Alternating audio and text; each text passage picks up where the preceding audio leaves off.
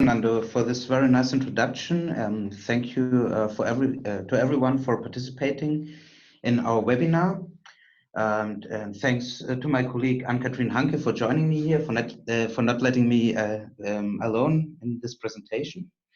So what are we going to do today? We're going to present to you our AURES2 auction database. As Fernando already told you, the database comprises a lot of information on the auctions here in Europe.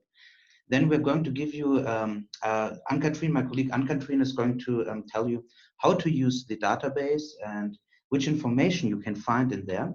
And then we're going to present you a first glimpse on our quantitative analysis based on on this auction database.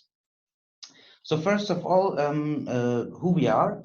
AURES2 is a EU-funded Horizon 2020 research collaboration project where we are looking into the design elements and the specific design elements of renewable energy auctions, especially in Europe, but also worldwide. So we are looking, we're trying to understand how to properly design efficient auctions.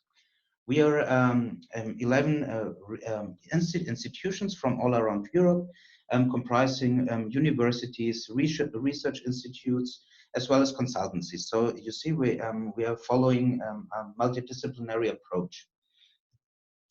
So which objectives do we have in AURES2? So first of all, we want to generate, of course. This means to analyze specific auction designs, understand how they're influenced by framework conditions and how they're shaping bidder behavior, for example. And besides analyzing them, we want, of course, to communicate those new insights and to the interested public, but as well as to policymakers in the EU.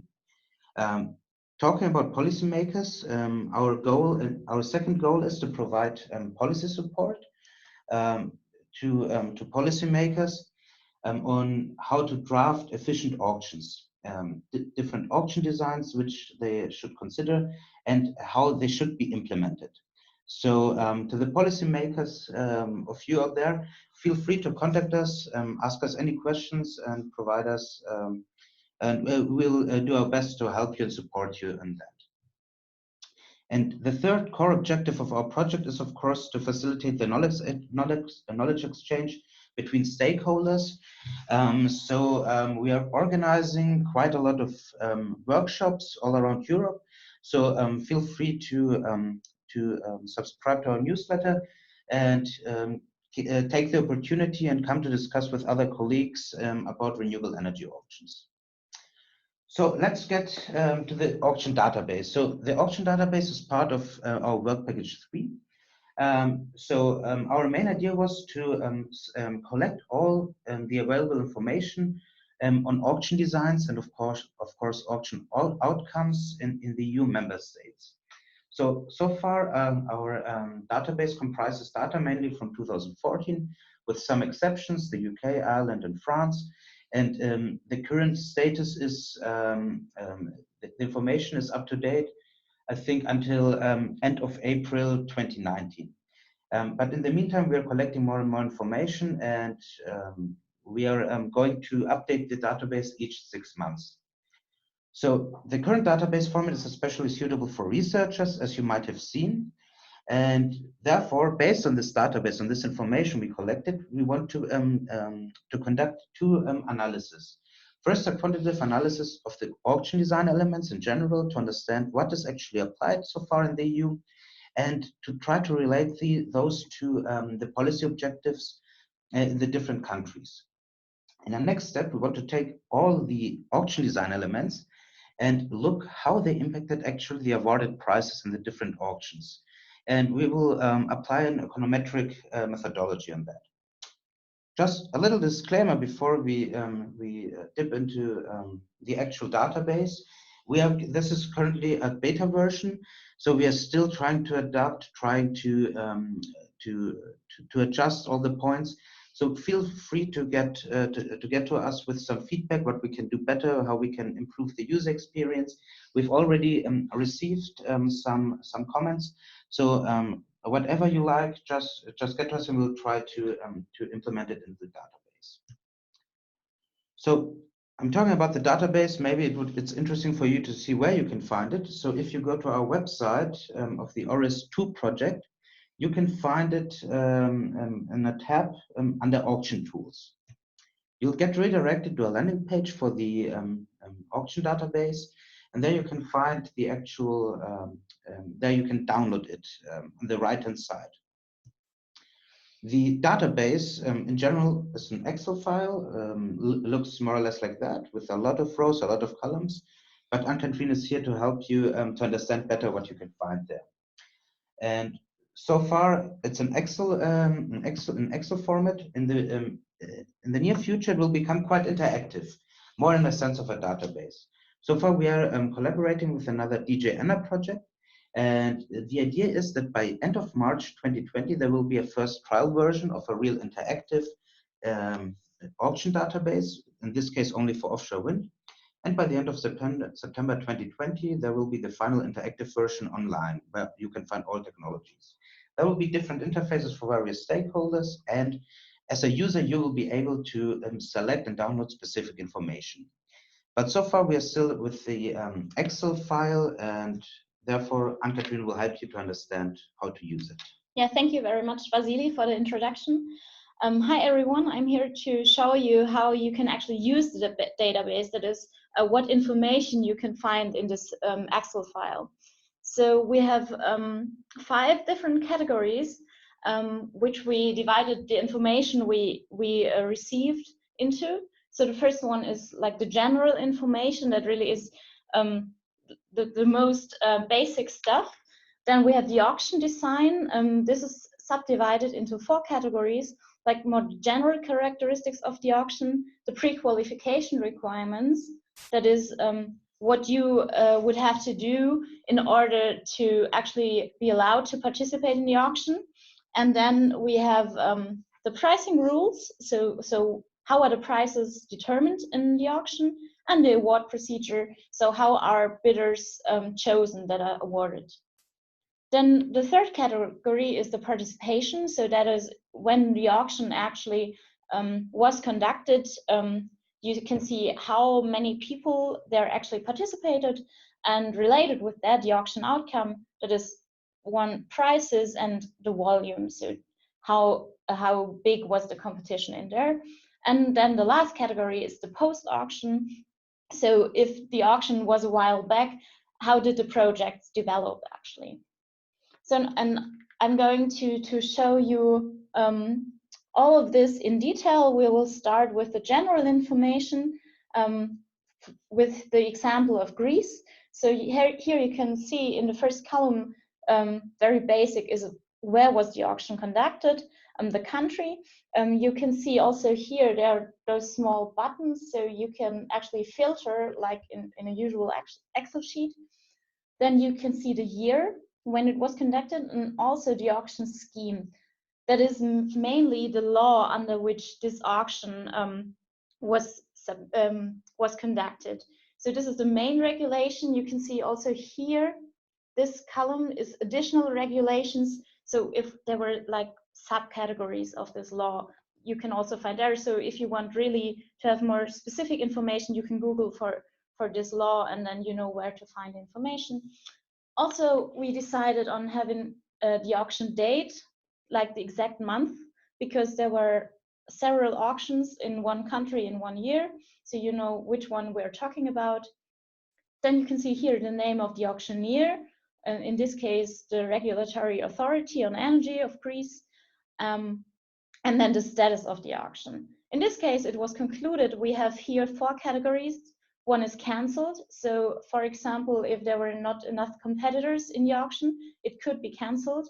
Then concluded if it was actually conducted, ongoing if it was just, or if it is just now on the process of being conducted, and then planned if it will be conducted in the future. Then we go with the auction design, with the general characteristics of the auction. The most important one, in our opinion, is the auction format. So here it's static or dynamic, where we mean with static and dynamic basically that static, you have only one possibility to place a bid. So you give your bid, and then based on this bid, it will be decided whether you're awarded or not. In a dynamic scheme, you have the possibility to overbid others. So you can see others' bids or your own, and you can change your bid afterwards.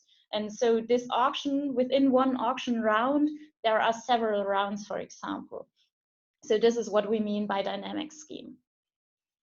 Then we have the single or multi-unit auction, where single unit basically refers to there's only one good. This is often applied, for example, in wind offshore, where you really have one not divisible good.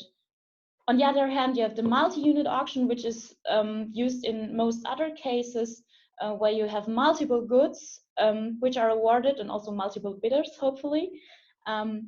So each bidder can also say how much of the good he wants. So this would be multi-unit auction. And then we have this column, if it is single unit, is the project location predefined? For example, wind offshore. Does the auctioneer really says, okay, you have to do this project exactly at this spot? Again, maybe just a short remark. We have a lot of columns here, or a lot of cells with 0 and 1, where 0 is no and 1 is yes. That's always the same throughout the document. And NA refers to either not available or not applicable. So yeah, here in this case, multi-unit auction would be not applicable. Then the next differentiation we make is between technology-specific and neutral auctions, where we actually prefer multi-technology. So if there's more than one technology applicable in this auction, we have multi-technology. And you can also see here in this last column, the eligible technologies, we have different rows. At the top line, there's total. So this total means this is all of the other subdivisions like PV and wind onshore in this case put together.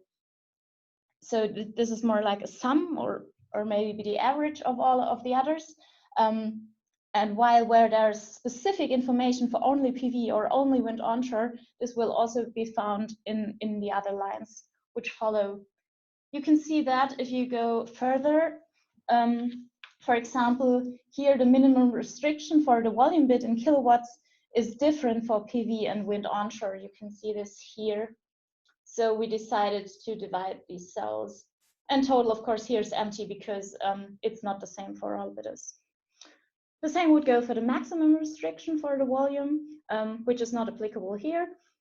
The next column is whether this auction was conducted as a cross-border auction, which is here in this case no, but if it would be conducted as a cross-border auction, you can see in the next column which the partner countries were.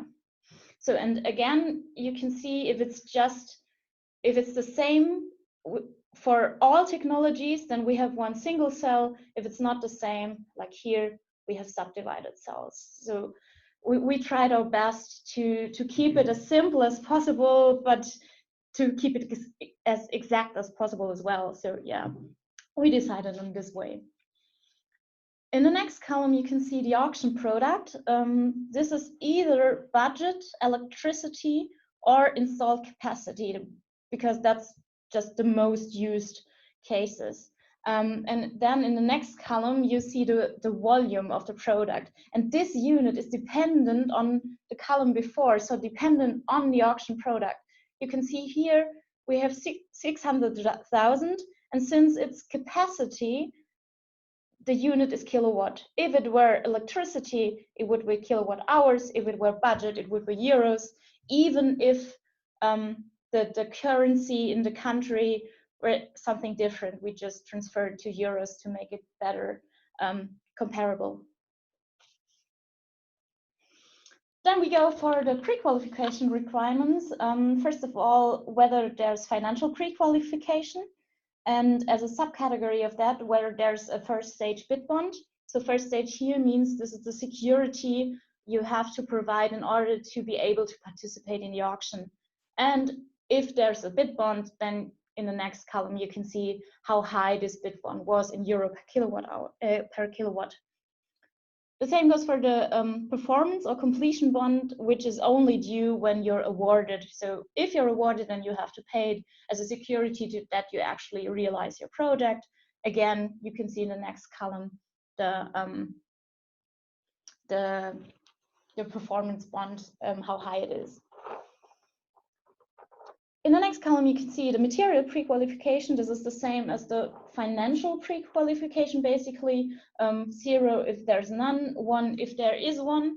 And then we tried to specify this actually in the type of material pre-qualification. This is not as easy because there are very many different types. So we try to keep it really simple and just give some basic words, like here it's generation license and grid connection agreement, and then we tried to give it one category, which is high or low. So if you have a high material pre-qualification, this means you need to do more for being able to participate in the auction than with low material pre-qualifications.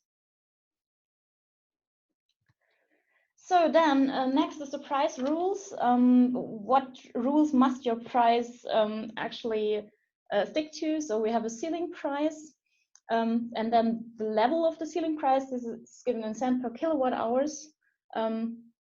So also to make it more comparable, and then again whether it's disclosed or not. So this is the highest you can bid, and then there's a floor price. This is the lowest you can bid. If it's given, well, if it's applicable, then yes is 1 and 0 is no, and then the level and whether it's disclosed or not, just the same as the ceiling price. Then we go to the award procedure. So the first one is whether the award is given only by the price or by multi-criteria. Multi-criteria could, for example, be that you also have like the quality of your product or community engagement or something like that also taken into account. So this would be that. And same bid price refers to what happens if bidders bid exactly the same price, which bidder is then awarded. So this could, for example, be the one with the high volume is awarded, for example. So yeah, also different prices. And if that's applicable, then you will see it written in there. Then we go for the pricing rule. We have 2 different pricing rules. That is, one's the same price. That means there's the same price for all bidders. This could, for example, be the uniform pricing, where one bidder determines the price for all. And independent price, this means that each bidder has a different price. So for example, pay as bid, where bidders receive exactly the price that they were submitting as a bid.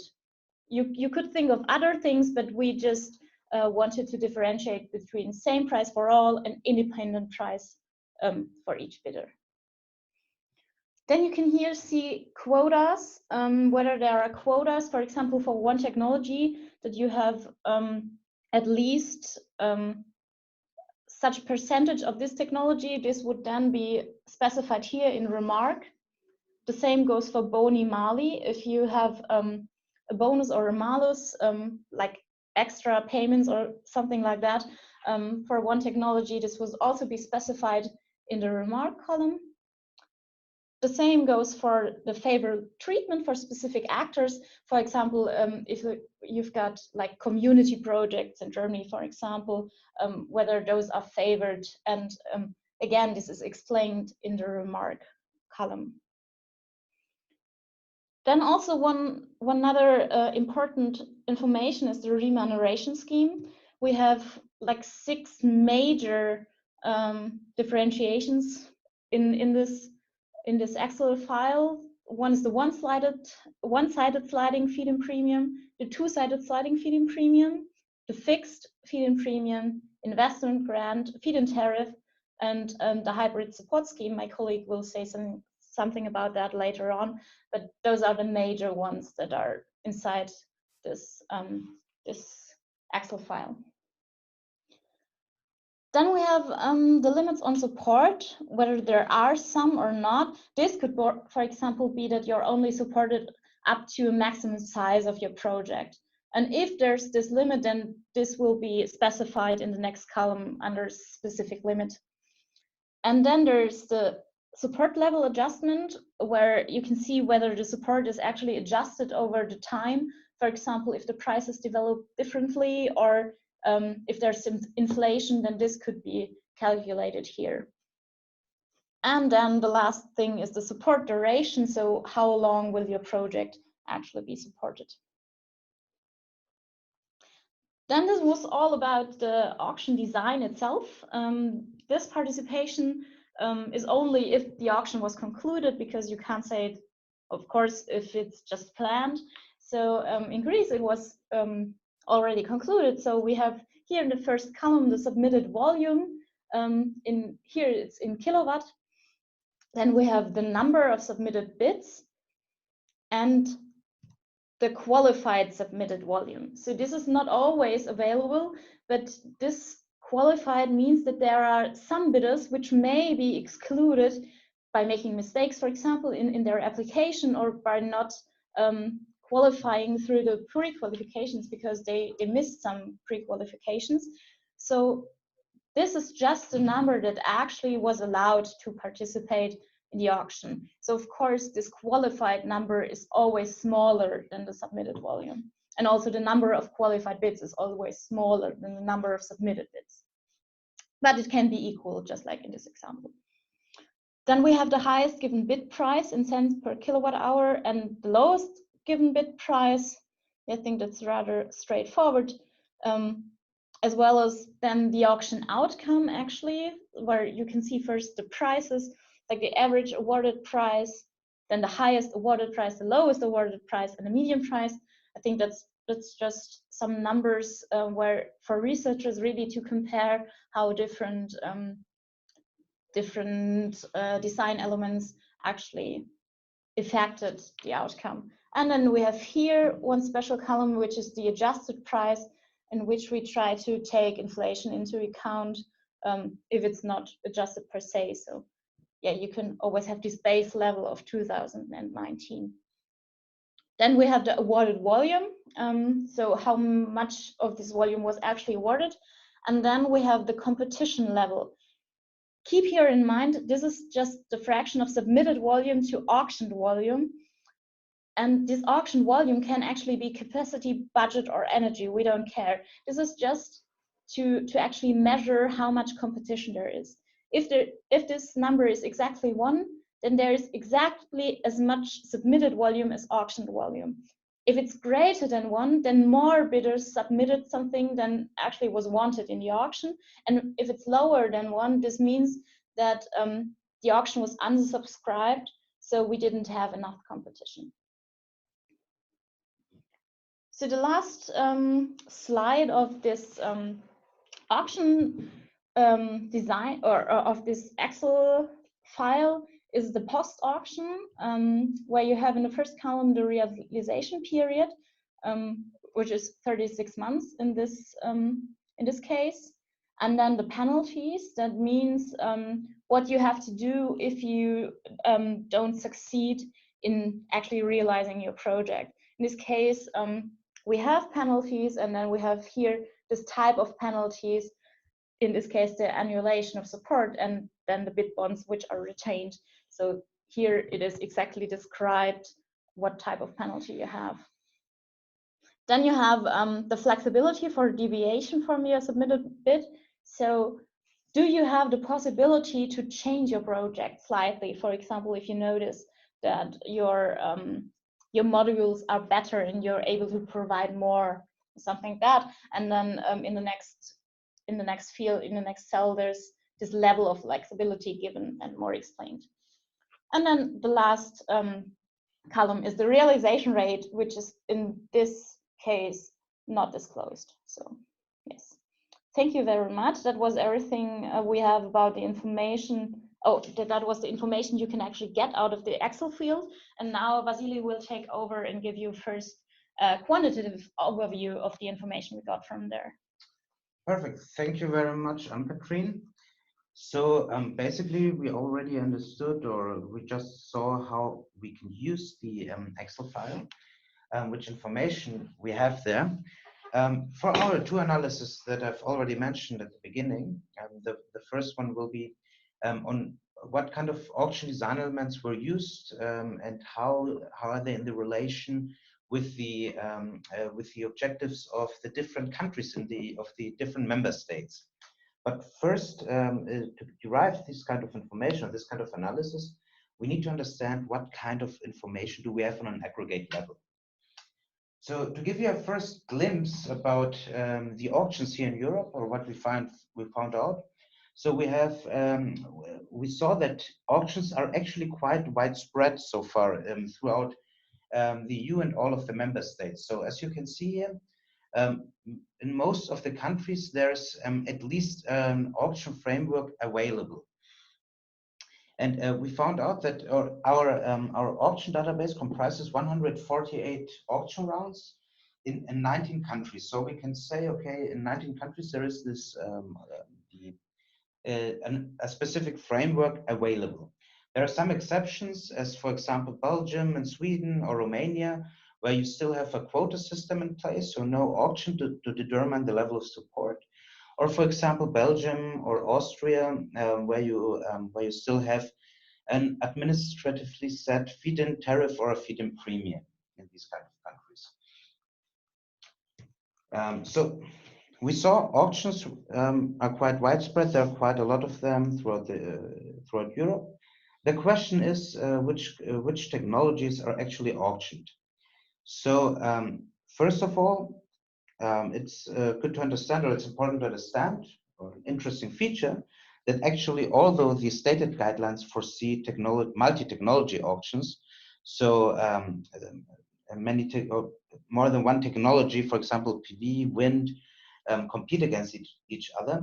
Most of the auction rounds, little disclaimer in between, in these cases, we are only looking at auction rounds, not yet at capacity or budget, or we are not weighting the outcomes here, which we are going to do, of course, in the next steps of the analysis.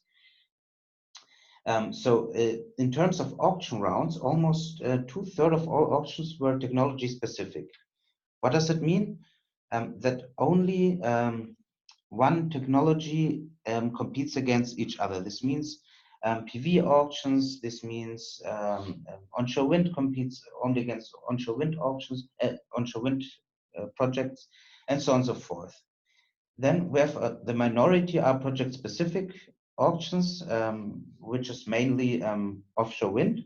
It's the same idea that Ann-Cathrine already explained to you.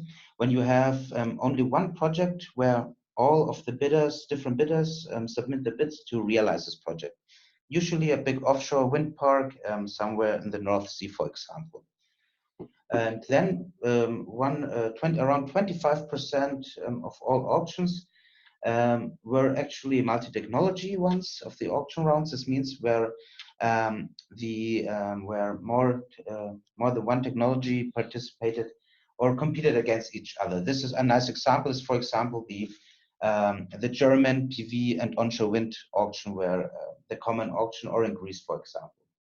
So looking again at the technology-specific auctions, which technologies were favored? So mostly around 42% were PV, 29% onshore wind, 12% of all technology-specific rounds were actually offshore wind, and 12% around bioenergy. So besides the technology, we looked at what is actually auctioned. So in terms of colors, just to give you an overview, orange is capacity. This means the government procures the renewables in terms of megawatt or kilowatt, so the capacity. The blue is budget. This means the government, for example, in the UK or in the Netherlands or in Hungary, which recently started with the auctions. Budget means they're providing a certain amount of money for support, and projects compete against each other for this budget. And purple for example, in Finland or in Poland, is electricity generation. This means the government procures a certain amount of electricity generation either in total or per year.